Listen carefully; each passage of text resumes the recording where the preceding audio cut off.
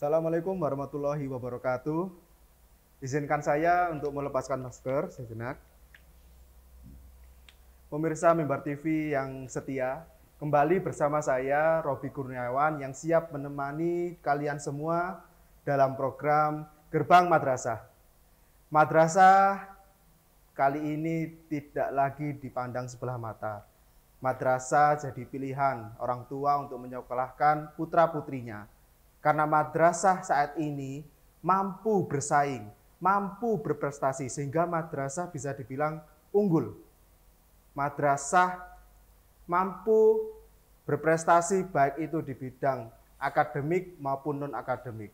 Baik itu di tingkat kabupaten, provinsi, nasional, bahkan di dunia. Nah, di samping saya ini, sudah saya hadirkan tentunya dari madrasah di Jawa Timur. Tidak jauh-jauh dari kota sebelah yaitu kota Surabaya, yang mana madrasah ini bisa dibilang luasannya terkecil dibandingkan dengan madrasah sanawiyah negeri sekota Surabaya. Meskipun madrasah ini luasannya tidak begitu luas, tapi prestasinya cukup gemilang. Banyak prestasi yang diraih, banyak juga anugerah yang diterima oleh madrasah. Salah satunya bisa dibilang penganugerahan madrasah riset. Bagaimana madrasah ini bisa berprestasi seperti itu, apa saja prestasinya, mungkin saya tidak akan banyak untuk menjelaskan itu karena di samping saya sudah ada kepala madrasah, yaitu Bapak Khairul Rozikin, SAG, Kepala Madrasah MTSN 4 Surabaya. Assalamualaikum Bapak. Waalaikumsalam warahmatullahi wabarakatuh. Ya. Bagaimana kabarnya Bapak? Alhamdulillah baik, sehat, dan bahagia. Alhamdulillah. Ya. Pandemi itu biasanya menguras banyak tenaga Bapak. Iya, pandemi kami jadikan endemi. Ya. Gitu ya Pak ya, jadikan endemi. Ya. Malah justru kalau kita harus terus semangat gitu ya Pak ya. Harus semangat dan bahagia. Harus bahagia, karena kalau tidak bahagia menurunkan imun Pak. Iya, jadi imun harus kuat, iman mantap. Wah, iman mantap, akhirnya kita aman Pak. Iya aman. Iya. Jadi imun, iman aman. Ya. Sip. Iya. jadi betul Pak ya. Saya tadi mengawali kalau ternyata MTSN 4 Surabaya itu luasannya terkecil dibandingkan dengan MTSN sekota Surabaya, tapi prestasinya banyak. Ya, alhamdulillah memang madrasah kami ini ada di Surabaya bagian barat. Di bagian barat. Ujung barat kota Surabaya dan mepet dengan Kabupaten Gresik. Oh gitu, perbatasan ya Pak ya? Perbatasan. Kami itu punya apa ya? Punya dalil. Dalilnya itu begini. Kamin qolilatin ghalabat fi'atan katsiratan biidznillah. Jadi meskipun kami ini kecil, tapi kami ini akan berusaha untuk tampil hebat dengan izin Allah. Nah, jadi itu ya. Jadi meskipun kecil tapi tampil hebat. Iya, karena kan gini. Karena izin Allah. Karena slogan madrasah sekarang itu kan mandiri berprestasi. Ya. Maka kami harus tampil menjadi madrasah yang berprestasi. Maka kami pun juga mengeluarkan namanya Maju. Madrasah Juara. Oh gitu. Nah, Maju itu singkatan dari madrasah juara. Ya. Tapi meskipun berprestasi tetap ditunjang dengan akhlakul karimah ya Pak ya? Oh iya harus, karena apa? Madrasah itu miniatur dari pondok pesantren. Maka bagaimana madrasah itu punya ciri khas, tidak kehilangan ciri khasnya itulah. Itu yang membedakan madrasah dengan sekolah. Baik. Ya itu. Nah, bicara terkait dengan meskipun kecil tapi ternyata karena izin Allah banyak prestasinya, mungkin gitu ya Pak ya. Alhamdulillah. Nah, kalau boleh tahu apa Pak, bisa disebutkan prestasi apa yang kami akan menjelaskan prestasi unggul ya, yang besar-besar saja Mas ya. Kalau kecil-kecil kan banyak sekali ya. Yang unggul. Capaian tertinggi Bapak. Capaian tertinggi kami kalau di bidang riset ya, di bidang riset itu kami mendapatkan penghargaan dari Wali Kota Surabaya. Kapan itu, Pak? Sekitar tahun 2020. 2020. Ya, 2020 itu kami mengikuti namanya lomba yang diadakan oleh Dinas Lingkungan Hidup. Ya. Dan itu diikuti oleh seluruh SMP negeri swasta, MTS negeri swasta sekota Surabaya. Sekota Surabaya. Dan alhamdulillah MTS negeri 4 Kota Surabaya tampil sebagai juara. Iya. Dan apresiasinya adalah kami diundang oleh Ibu Wali Kota khusus. Iya. Waktu itu di Gerahadi gitu. Kemudian diberikan apresiasi berupa piagam penghargaan, trofi, bahkan kami dapat uang pembinaan dari Dinas Lingkungan Hidup itu sebesar 5 juta. Itu produk yang dihasilkan oleh siswa-siswi kami waktu itu adalah berupa menciptakan alat kebersihan yang itu bahannya itu adalah dari bahan-bahan bahan-bahan bekas atau sampah yang tidak terpakai. Bahan daur ulang. Ya, daur ulang. Ya, itu yang kemudian diapresiasi. Ya, dan itu menjadi kebanggaan kami karena bisa mengalahkan bukan hanya madrasah sanawiyah negeri swasta, tapi juga SMP negeri swasta yang ada di Kota Surabaya. Jadi betul-betul ini Pak ya, dapat penganugerahan dari Ibu Wali Kota pada waktu Bu Risma ya Pak ya. Itu jadi madrasah riset ya. Iya, Bu Risma terakhir ya. Itu kemudian kami juga mendapatkan pengakuan dari pusat masuk dalam kategori madrasah riset. Ya. Kemudian untuk prestasi yang di tingkat nasional yang selalu kami dapatkan itu adalah di bidang pencaksilat. Ya, pencaksilat. Jadi kami untuk pencaksilat itu selalu menjuarai pencaksilat di event nasional Jakarta Pencaksilat Championship. Itu dari tahun ke tahun. Artinya ketika saya baru masuk di madrasah itu sudah dapat juara dan terus dapat juara sampai hari ini. Berturut-turut setiap tahun mengeluarkan atlet dan selalu pulang membawa juara. Bawa juara itu, dan alhamdulillah ya guru ekstra kami juga sangat concern, komitmen, semangat melatih anak-anak kami, siswa-siswa kami. Meskipun kondisi pandemi pun, kami pun juga pulang mendapat juara. Meskipun sekarang pandemi, iya. Juga mendapatkan juara. Juga mendapatkan juara yang kemarin 2020. Dan ini 2021, kira-kira bulan Oktober ini, kami juga mengikut sertakan siswa-siswi kami di Jakarta itu. Dan ini sifatnya kan virtual juga. Ya, semoga ini nanti juga dapat juara. Oke. Ya. Amin. Semoga apa yang diimpikan semoga berhasil terwujud, Pak ya. Kemudian Pak, siswa-siswi yang berprestasi, mungkin yang tadi bisa disebutkan karate ya Pak ya. Silat. Oh silat. Ya, silat. Pencaksilat di tingkat nasional. Terus berprestasi tiap tahun berturut-turut. Lah sebenarnya dari madrasah sendiri itu kok bisa tahu ternyata ini potensinya di situ. Potensinya ini, bidang ini. Nah, itu jadi bagaimana? Kan gini, tiap madrasah itu harus punya keunikan ya. Punya brand sendiri-sendiri. Mungkin ada madrasah yang punya brand di bidang pramuka ya, jadi yang mengembangkan pramukanya. Lah setelah kami ini menganalisis potensi kami, ini memang silat ini luar biasa. Artinya bahwa siswa-siswi kami ya dari SD atau dari MI yang masuk di kami itu rata-rata sudah punya potensi potensi bekal kemampuan skill silat. Nah, itu punya prestasi sebelumnya sudah punya prestasi dan itu memang sudah dikader oleh gurunya, kemudian diarahkan ke madrasah kami.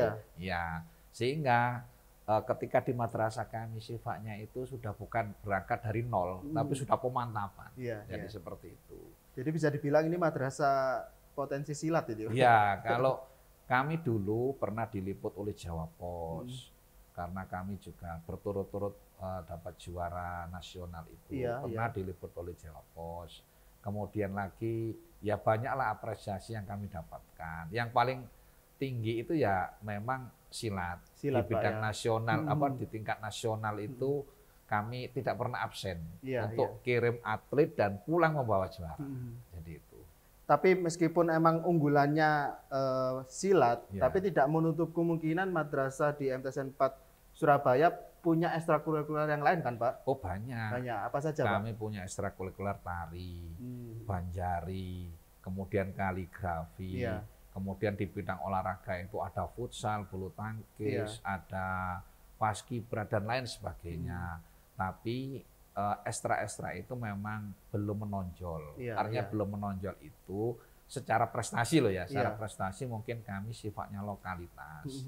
Contoh misalnya paskibra kami ya, ya dapat juara, tapi sifatnya mungkin event kota Surabaya. Kemudian lagi siswa kami yang dulu pernah menonjol adalah di bidang ini, Pildacil. Waktu itu bisa mewakili Polda. Polda dan waktu itu dapat apresiasi uang pembinaan itu sekitar 1,5 juta.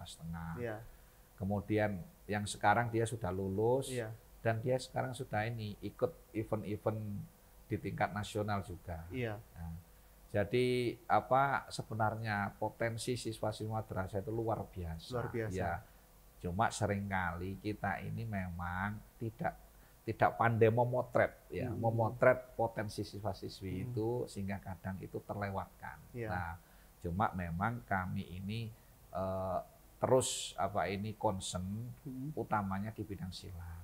Ya, kenapa di bidang silat? Karena memang silat ini tidak pernah absen untuk dapat juara. Kalau yang lain itu pasang surut. Pasang surut itu kadang tahun ini kami menang Pildacil, kemudian tahun ini kami menang paskibra, tahun ini kami misalnya menang di bidang katakanlah Banjari, tapi sifatnya pasang surut. Tapi kalau silat ini tidak pernah absen. Tidak pernah absen, Pak. Terus menerus dan event nasional. Tapi bisa jadi karena silat itu tidak pernah absen, malah justru ditakuti nanti kalau misalnya ada lomba, waduh ada MTS 4 Surabaya ini Pak ya, gitu ya. Loh, iya. Jadi itu sudah menjadi brand. Jadi Pak, sudah menjadi brand di madrasah kami bahwa siswa-siswi MTSN PAN Kota Surabaya itu kalau ikut silat itu selalu dapat juara. Jadi seperti itu. Ya. Tidak menutup kemungkinan juga dari pihak madrasah Bapak itu tetap meningkatkan kualitas prestasi yang lain ya, tidak hanya di silat saja. Ya, kan gini. Tentu kita ini kan bukan hanya concern di satu bidang ya. Kalau bisa ini semuanya. kan ada bidang akademik, ada bidang non akademik, ada olahraga, ada seni, ada yang lain-lain. Ya, semua itu tetap kita kembangkan. Nah, prinsip kami adalah bukan hanya mengembangkan secara fisik ya, bangunan fisik, tapi juga pengembangan prestasi siswa. Jadi itu. Contohnya tadi di bidang riset ya. Banyak sebenarnya penghargaan-penghargaan yang kami dapatkan, meskipun sifatnya itu kadang ya sifatnya lokalitas. Tapi ya sudah sangat banyak. Setiap event penelitian kita selalu tidak absen untuk ikut. Itu. Kemudian kalau di bidang akademik ya, di bidang akademik capaian kami ketika masih ada ujian nasional ya. Ketika masih ada ujian nasional itu nilai siswa-siswi kami untuk ujian nasional terbaik di antara MTS Kota Surabaya. Ya. Itu kalau sekarang kan sudah tidak ada ujian nasional, jadi kita sulit ngukurnya dari mana. Jadi itu. Kelompok kerja kalau saya ya, Pak ya. Ya, sekarang kan pakai asesmen itu, asesmen nasional berbasis komputer itu. Memang itu kan baru ya. Jadi kita belum bisa menjadikan sebagai alat ukur. Ya. Jadi itu. Kemudian kalau prestasi yang lain ya selain prestasi siswa ya, kami juga punya guru-guru berprestasi. Artinya guru yang produktif menulis buku. Ini masuk ke literasi Pak ya? Ya, kemudian juga siswa-siswi kami juga juga banyak yang juga produktif menulis buku. Jadi banyak keunggulan-keunggulan yang katakan selama ini ada di madrasah kami. Berarti tidak hanya berprestasi di bidang akademik maupun non-akademik untuk siswanya, ternyata guru ini juga banyak yang berprestasi Pak ya, di bidang literasi. Sudah ada berapa Pak yang sudah dilahirkan buku-buku? Kalau bukunya sudah sangat banyak. Bahkan salah satu guru kami yang bernama Pak Dr. Andes Haji Ahmad Saiku itu setiap hari menulis. Jadi setiap hari menulis. Bahkan satu hari itu bisa menulis lebih dari beberapa judul. Sehingga dalam bahasa yang ekstrim gitu ya. Setiap bulan beliau bisa menerbitkan buku. Setiap bulan. Cuma memang harus kami akui karena memang madrasah itu tidak ada anggaran khusus dalam penerbitan buku ya. Sehingga Memang itu sifatnya mandiri. Iya, iya. Artinya Pak Dr. Andes Haji Ahmad Saiku itu ya mandiri, menulis buku, ya menerbitkan buku. Ya, tapi itu juga berdampak, Mas. Artinya berdampak apa?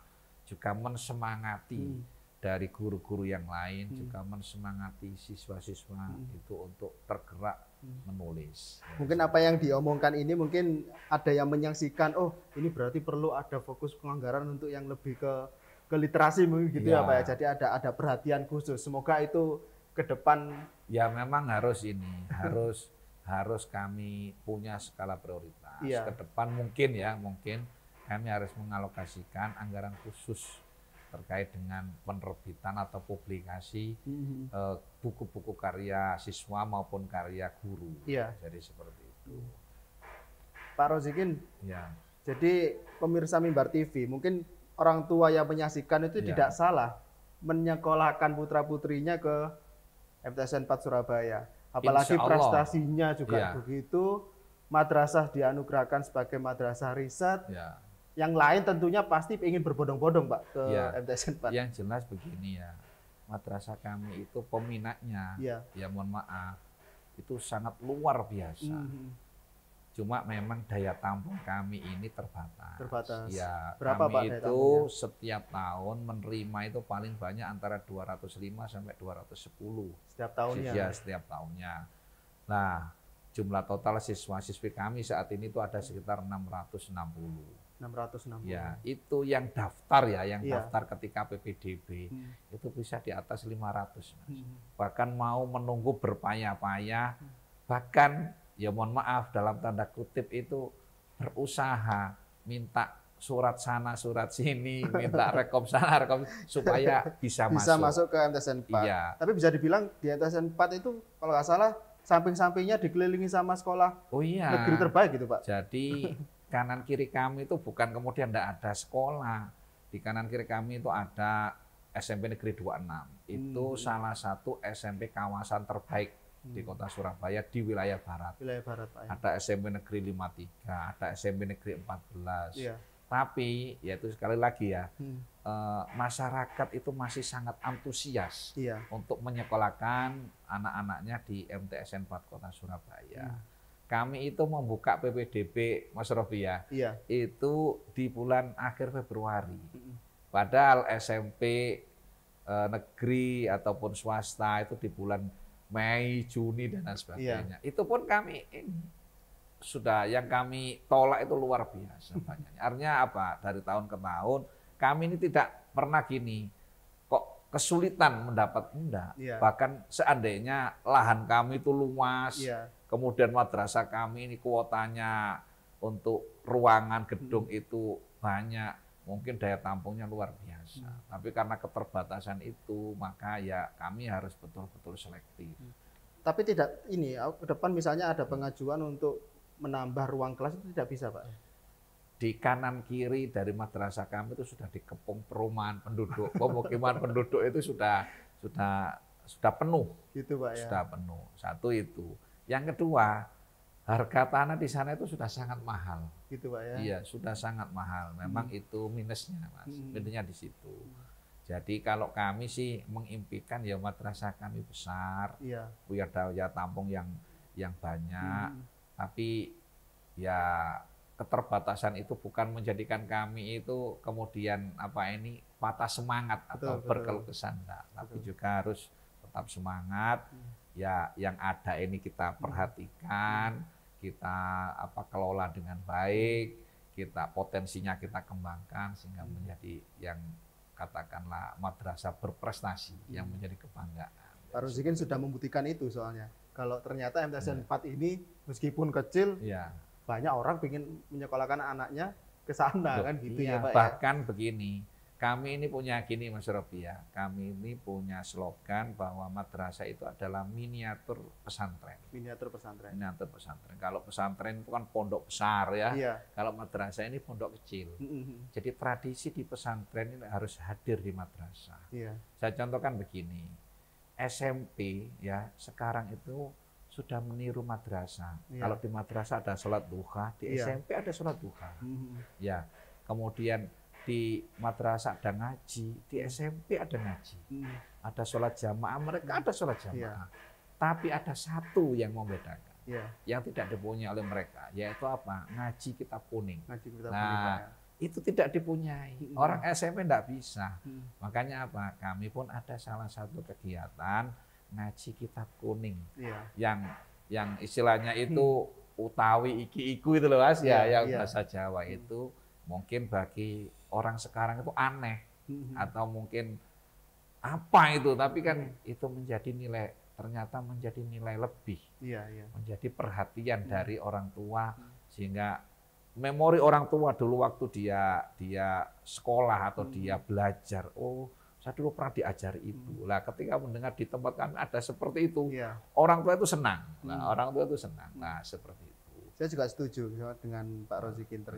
Madrasah itu sekarang banyak dicontoh ke sekolah-sekolah negeri yang lain, karena yang jadi unggul tidak hanya prestasinya, tapi yang jadi jati diri itu kan pengembangan karakternya, akhlakul karimahnya, kemudian sisi Islami religiusnya juga ada di situ, yang akhirnya ditiru dengan sekolah negeri. Jadi yang lain. Contoh Mas ya, kalau di tempat kami itu masuknya itu jam 6.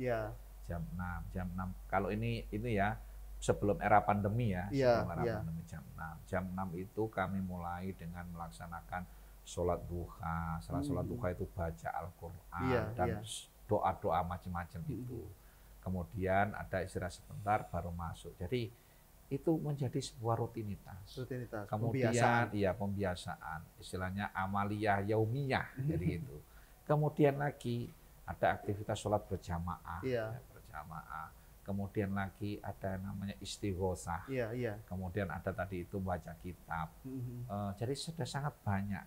Bahkan malam Jumat malam Jumat itu siswa-siswi kami itu ada namanya dibaan. Oh gitu. Dibaan rutin di masjid madrasah, di masjid madrasah.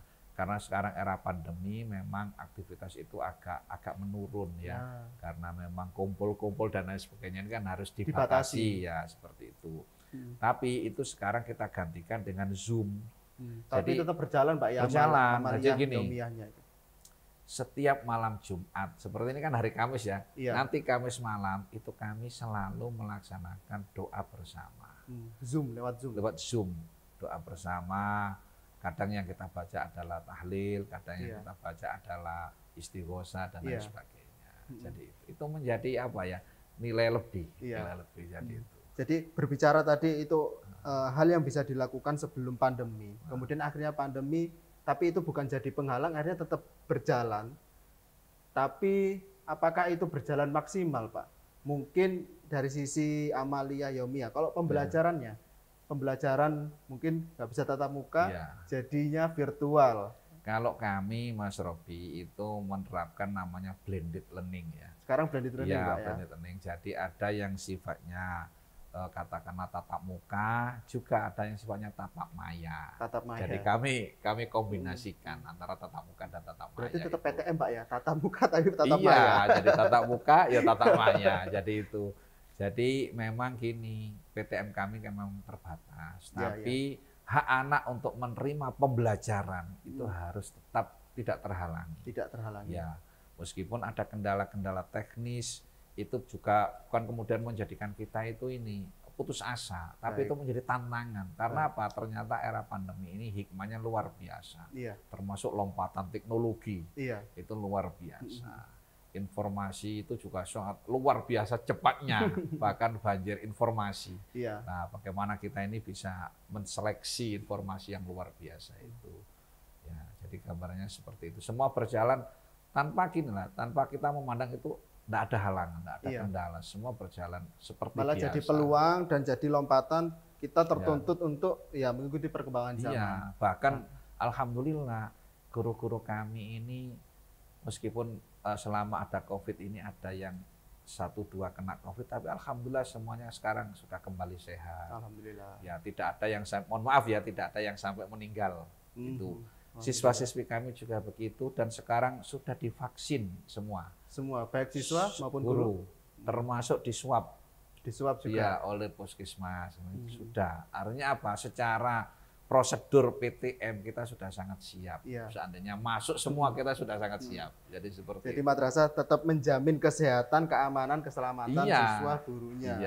Dan tetap menjaga kualitas pendidikan di MTSN. Jadi intinya jangan sampai pandemi ini menurunkan kualitas, menurunkan istilahnya pelayanan madrasah kepada siswa, menurunkan prestasi. Ya memang kita harus bergaya yang lain, tapi semuanya itu harus tetap bisa terlaksana dengan baik. Baik Pak Rozikin, sebelum kita tutup Pak Rozikin, saya ucapkan terima kasih banyak kepada Pak Rozikin. Tapi sebelum itu mungkin Pak Rozikin bisa memberikan harapan, berikan harapan kepada siswa-siswi atau orang tua yang kemudian hari ini menyaksikan atau masyarakat luas terkait dengan kondisi madrasah saat ini bagaimana, kemudian harapan ke depan. Jadi sebagai closing ceremony ya ini ya, closing statement. Jadi saya menyampaikan bahwa madrasah sekarang itu menjadi the first choice ya. The first choice, Pak, jadi pilihan pertama. Itu kita harus pede. Jadi jangan kemudian kita merasa rendah diri ya, tapi kita harus percaya yakin bahwa sekarang madrasah adalah the first choice satu. Yang kedua, madrasah ini sekarang ini adalah madrasah yang penuh dengan prestasi. Sehingga apa? Jangan khawatir kalau menyekolahkan anak di madrasah potensinya tidak berkembang itu salah. Justru di madrasah prestasi yang berkembang dengan baik. Yang terakhir adalah di madrasah itulah anak itu akan punya nilai agama yang mantap, akhlak yang mulia, selain ilmu yang lain. Nah, jadi seperti itu. Baik, terima kasih banyak Pak Rozikin atas waktunya. Semoga obrolan kita pada hari ini bermanfaat. Amin. Semuanya yang menyaksikan juga mendengarkan informasi yang baik ini. Dan semoga madrasah tetap menjadi the first choice, tidak jadi sekolah alternatif Pak, alternatif bagi orang tua. Jadi saya Robi Kurniawan pada hari ini saya ucapkan terima kasih. Pamit undur diri. Wassalamualaikum warahmatullahi wabarakatuh.